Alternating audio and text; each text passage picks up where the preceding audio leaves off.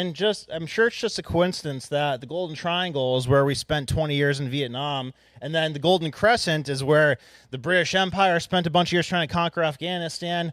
That the Russia tried to conquer Afghanistan. The U.S. spent 20 years in Afghanistan. I wonder why. Was it because 90% of the heroin in the world comes from Afghanistan? Maybe. Wow, is that weird? What's interesting about that is that, okay, let's look at both of those wars, right?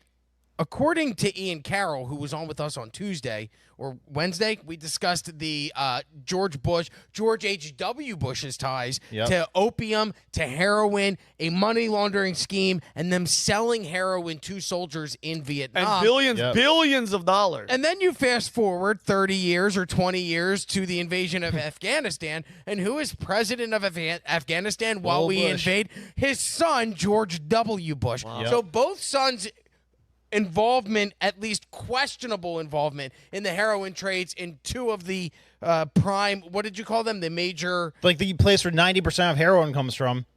Yeah, it's and what else were we doing there? What's the justification for being there? Al-Qaeda? Yeah, guys in caves. Like, come on, bro. But it wasn't even it. Where did they end up finding Osama bin Laden? He was in the boat. No, he was. Well, that's where they threw him off of, if you believe that. But they found him in Islamabad. That's where I remember Obama's house, Islamabad. So that's what I remember. But it wasn't even Afghanistan. I believe it was.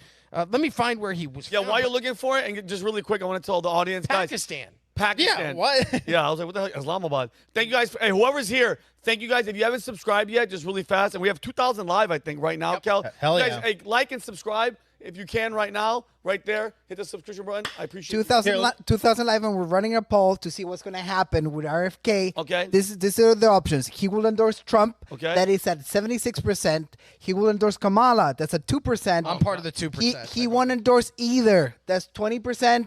And he won't show up.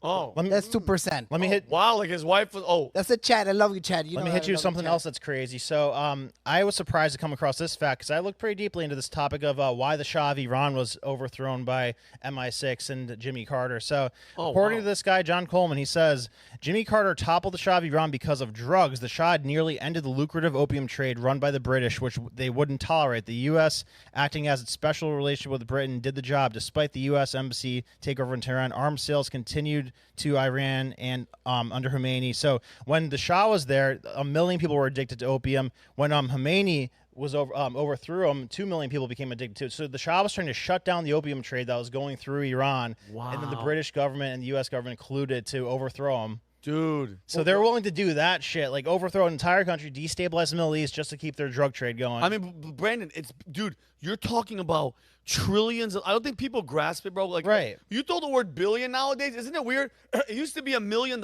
You'd be like, wow, that guy's a millionaire. That doesn't mean shit anymore. No. Billionaire now is even like kind of, it's Rob, it's trillionaires. Like Saudi families, those guys are Rothschilds. Rothschilds are worth $25 trillion. That doesn't even make sense, bro. Yeah, that's the U.S. GDP. Do you remember when Austin Powers, he's like $1 million?